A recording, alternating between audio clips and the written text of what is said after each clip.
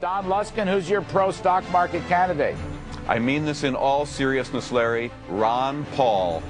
Of the serious contenders this evening, Pat, is there one who adheres closest to your conception of classic conservatism?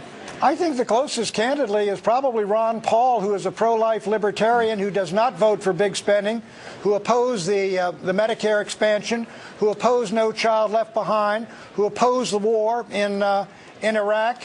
And he was the Libertarian candidate for president years ago. From MSNBC and Politico.com, this is a Decision 2008 special, the GOP Presidential Candidates Debate from the Ronald Reagan Presidential Library in Simi Valley, California.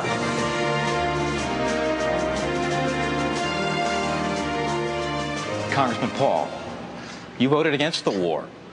Why are all your fellow Republicans up here wrong? That's a very good question, and you might ask the question, why are 70% of the American people now wanting us out of there, and why did the Republicans do so poorly last year? So I would suggest that we should look at foreign policy.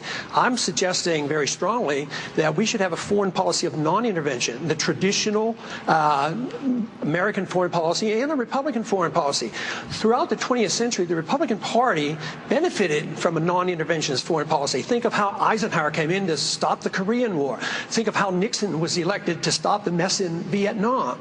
How did we win the election in the year 2000? We talked about a humble foreign policy, no nation building, don't police the world. That is a conservative, it's a Republican, it's a pro-American, it follows the Founding Fathers, and besides, it follows the Constitution.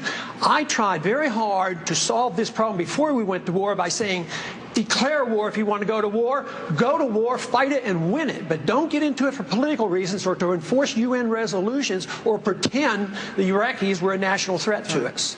Congressman Paul, Pete from Rochester Hills, Michigan, wants to ask you this.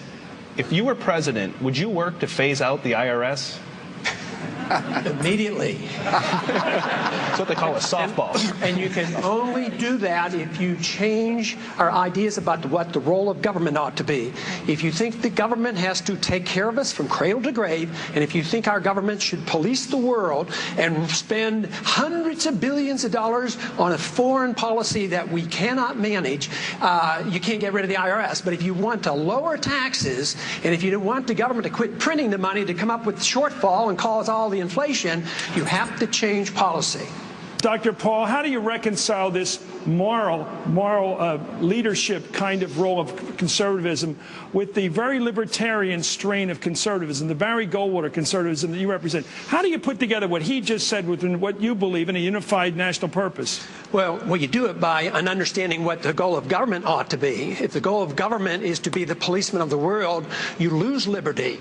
And if the goal is to promote liberty, you can unify all segments. The freedom message brings us together. It doesn't divide us.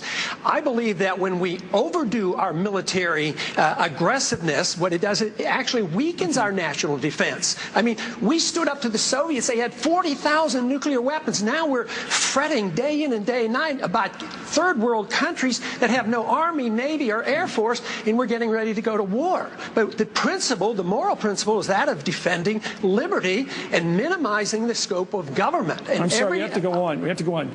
Congressman Paul, Bob Hussey from Minnesota writes that perhaps the most important skill a good president must have is the ability to make good, sound decisions, often in a crisis situation.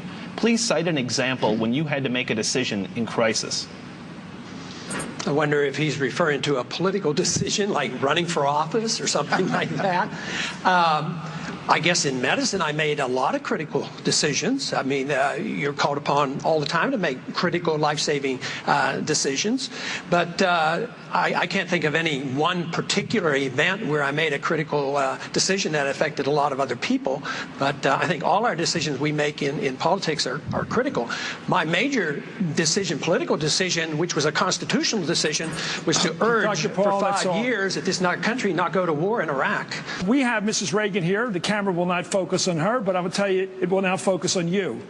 Mrs. Reagan wants to expand federal funding of embryonic stem cell research, Will that progress under your administration? Dr. Paul, yes or no on federal funding? Programs like this are not authorized under the Constitution. The trouble with this, issues like this is, in Washington, we either prohibit it or subsidize it. Right. And the market should deal with it and the states should deal with it. Okay, let's start with an enjoyable down the line, okay? I want each candidate to mention a tax he'd like to cut, in addition to the Bush tax cuts, keeping them in effect. Well, in my first week, I already got rid of the income tax. So my second week, I would get rid of the inflation tax. It's a tax that nobody talks about. We live way beyond our means with a foreign policy we can't afford and an entitlement system that we have encouraged. We print money for it, the value of the money goes down, and poor people pay higher prices. That is a tax. It's a transfer of wealth from the poor and the middle class to Wall Street. Wall Street's doing quite well, but the inflation tax is eating away at the middle class of this country. We need to get rid of the inflation tax with sound money. Congressman Paul, Carrie from Connecticut asks, do you trust the mainstream media? Some of them, but I trust the internet a lot more, and I trust the freedom of expression, and that's why we should never interfere with the internet. That's why I have never voted to regulate the internet, even when there's the temptation to put bad things on the internet. Regulation of bad and good on the internet should be done differently. But no, there's every reason to believe that we have enough freedom in this country to have freedom of expression, and that's what is important. And whether or not we trust the mainstream or not, I think you pick and choose. There are some friends and some aren't so friendly. Thank you, Doctor. Dr. Paul. I am absolutely opposed to a national ID card. This is a total contradiction of what a free society is all about. The purpose of government is to protect the secrecy and the privacy of all individuals, not the secrecy of government. We don't need a national ID card. We'll go down the line again. This isn't as much fun as cutting taxes.